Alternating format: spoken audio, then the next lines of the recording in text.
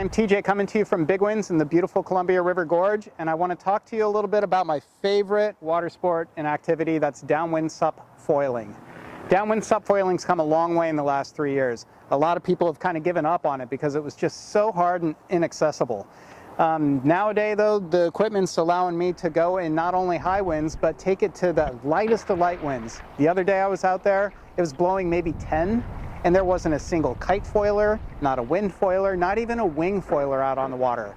But how did I get up onto foil? Well, with this, paddle power.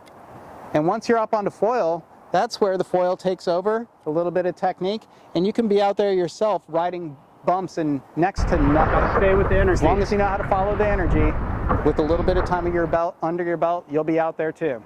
Let's talk about the board. The board's evolved. They used to be super long, big. Then they started getting shorter and shorter and shorter.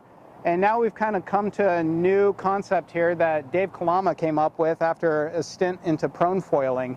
He came back to not worrying about how short and compact the boards were, but to make takeoffs easier with the paddle in hand, to go more like what a traditional SUP race board looks like, or prone board looks like. That is a little bit longer but narrower. This one's a 5'11" by 22.5. And I've been really coming to enjoy this new length and width. As long as it's got the volume to compensate, I've got plenty of balance on this new board. The foils have evolved a long ways as well. One of my favorites for light wind foiling is the Takuma LOL 1900. We've been experimenting with everything from long masts to short masts, and I've kind of landed on the 75 cm because it really allows for easy takeoffs. We're trying to make it as easy as possible for myself and others out there. Go with the 75 cm mast and amaze yourself on how much easier it is to get up onto foil than it is the longer 85s and 95s.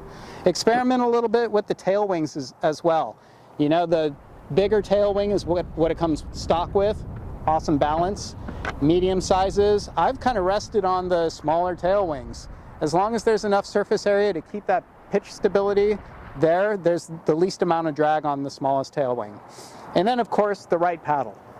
The right paddle cut to about head height, something that's got enough surface area to get you going in next to no wind or to catch bumps or waves. I've rested on the Surge Slim Large, which is an 85 cm blade. This is the exact same paddle that I SUP surf with.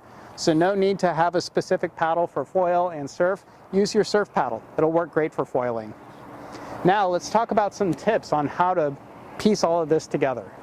Okay, so one of the tips that I learned from a good friend of ours, Kane DeWild, who's probably one of the best foilers over on Maui, on the Progression Project. And if you guys aren't tuned into this podcast, you got to get there. I learned a ton from Eric Antonsen and his guests on the podcast. Progression Project, check it out, is how to set up your foil on your board. Every board length and every foil has a certain balance required.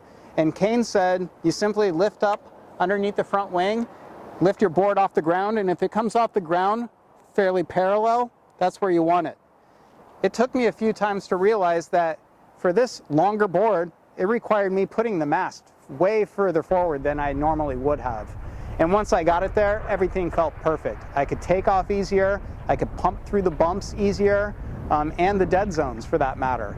So setting up your board and foil, just take a quick little lift, make sure that the board is coming up parallel to the ground, and that's where you should find the perfect balance between foil and board.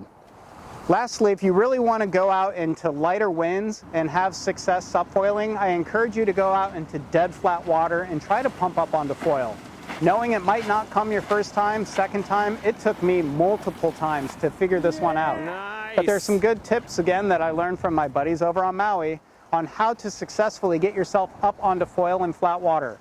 If you can do it with that board and foil, you know you can do it in pretty calm winds as well. Thanks for joining me, and hope to see you on the water.